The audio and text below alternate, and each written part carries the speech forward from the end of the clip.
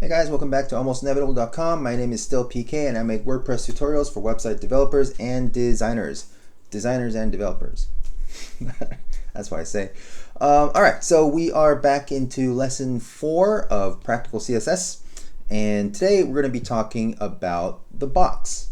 Alright, now the box model, or I guess that's what it's supposed to be called, right? The box model is very important. It is fundamentally one of the most important things that I think, all right, so it's one of the most important fundamentals that any designer or developer needs to know before they start tinkering around in CSS. And even if you can do some stuff, if you don't know this, it's gonna mess it up. All right, now before I turn on the timer, let me just explain one really simple anecdote. All right, so I inherit a lot of websites, right? And if I move to a new agency, I don't work at an agency anymore. I run my own, but when I moved agencies, like I would inherit lots of websites. And what happened once at one agency is they wanted, so for example, like let's say for example they had a background here. It was an image or whatever, and they had the container, and they wanted this to come in. All right, so pretty much the container to be a little smaller is what should have happened. And because that piece of text, that box, was not 100% fit to the container, it was just there. What was supposed to happen was that text was supposed to be pushed in. All right, now there's a few different ways you can push it in. You can use transform and translate that by X, or you can use relative position and give it a right, a left, whatever pixels or rem, or you could put padding.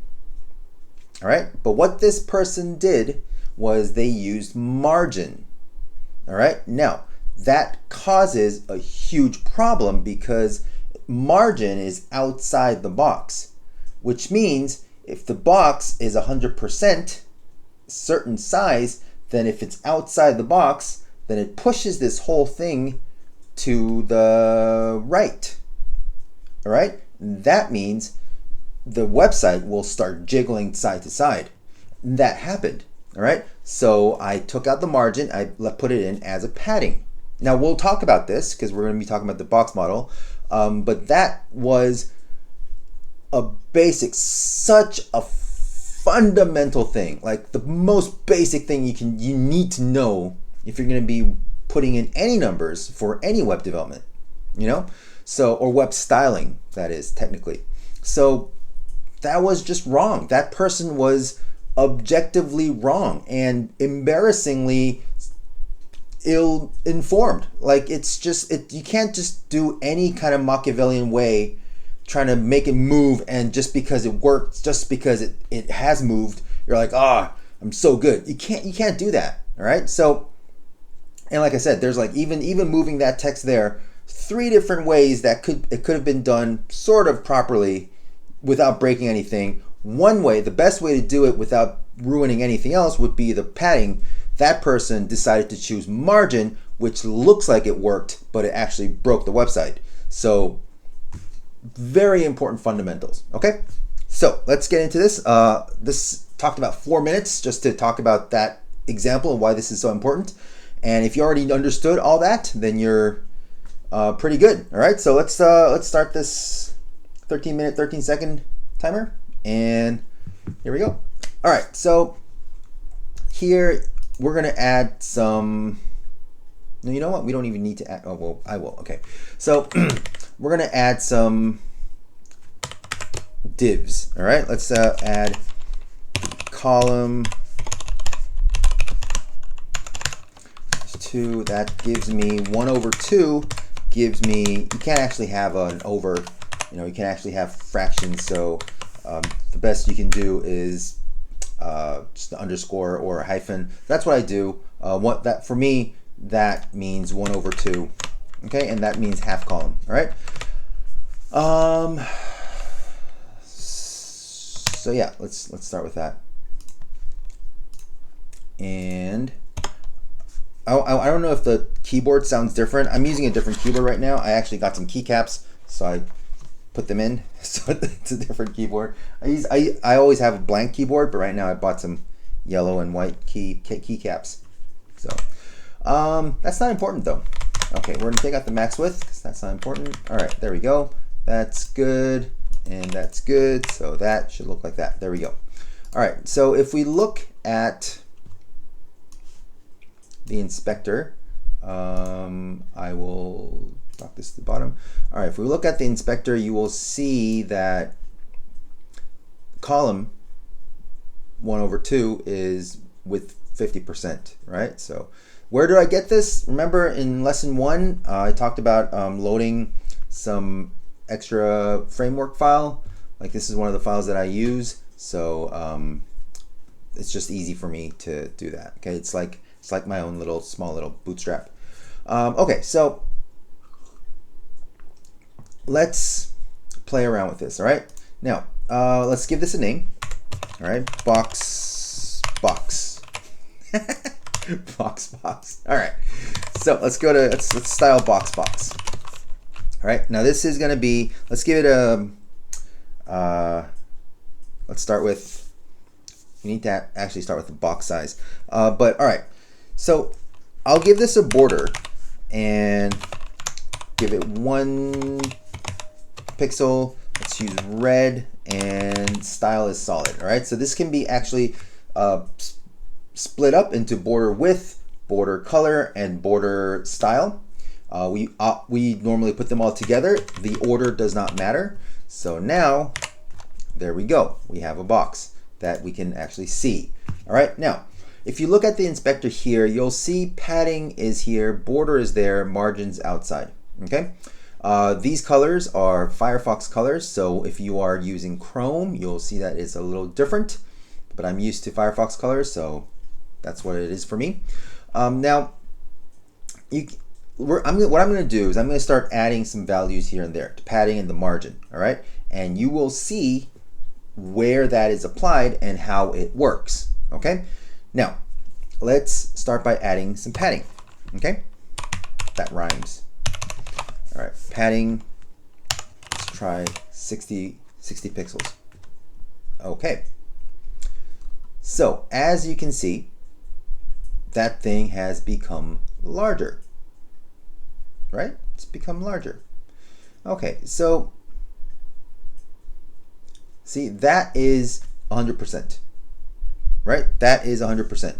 And now this 50%, it's supposed to be 50%, but I think the 100% should be a little easier to tell, so I'll just sort of stretch it out just a little bit. There we go. So 1200, 50% of 1200 should be 600, but it's not. It's 722 in this case. Why? Well, it's because the padding is actually adding more to it. Now, this is a problem because you cannot actually control things easily if anything you do just stretches the box, which is why normally normally it's called normalization.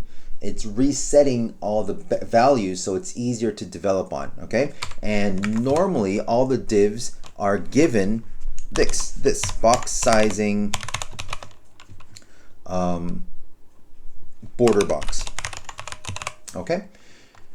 Right now it's content box, but if I change it to border box, there you go. Okay, so that means that the box size, the width that it's given will follow the border. Okay, so 50% lies where the border is, as opposed to content box, which we had just a second ago. There you go. Right, so 50% is actually, you see that 600? 50% is the size of the content, and the padding actually just adds more to it. And that's confusing, okay? So that's why everything is set at border box. If you have a theme, a page builder, whatever you are using, it will most likely 99.999% be set at border box, okay? Will you be using content box? pretty much no. Okay, you'll be using border box. So let's reload this so we get back to border box. All right, now, as you can see, padding goes inside. Okay, if I were to add margin,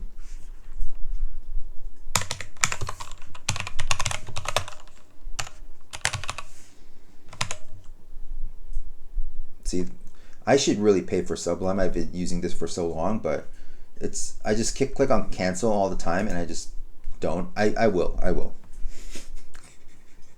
Sometime. I've been using this for so long. But anyways, all right. So, all right, there you go. Now, you see that margin?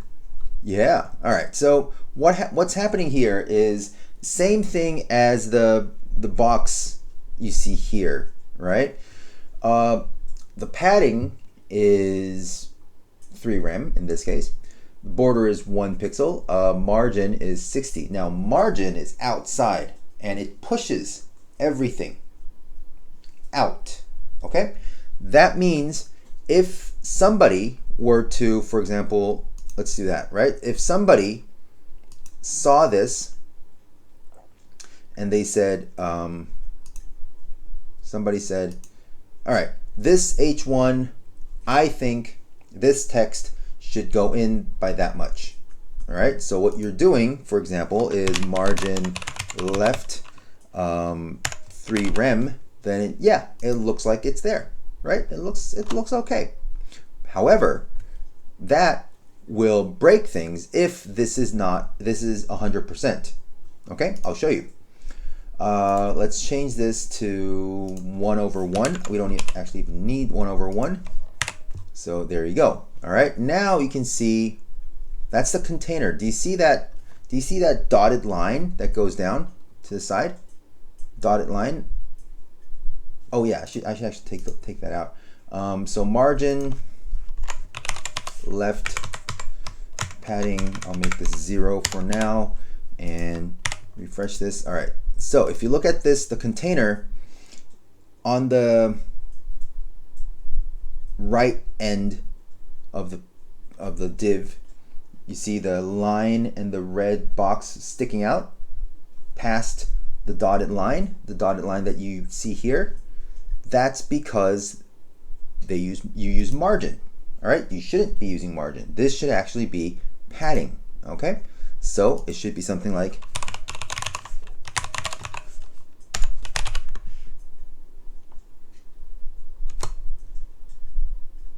oh, that's the right padding left.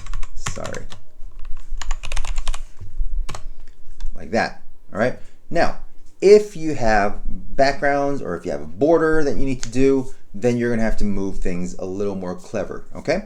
You have to be a little more clever on how you move things. All right. For example, we're not going to have the padding here. We'll just keep that there.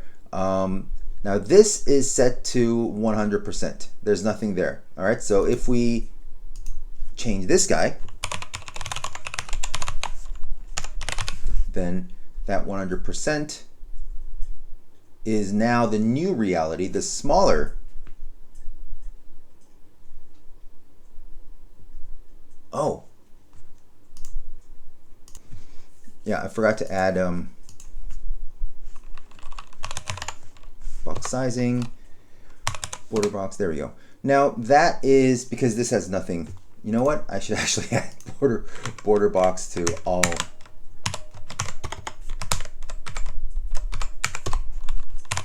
divs. There we go. All right, so is that right? Did I do that right? Should be right. Yeah, right? So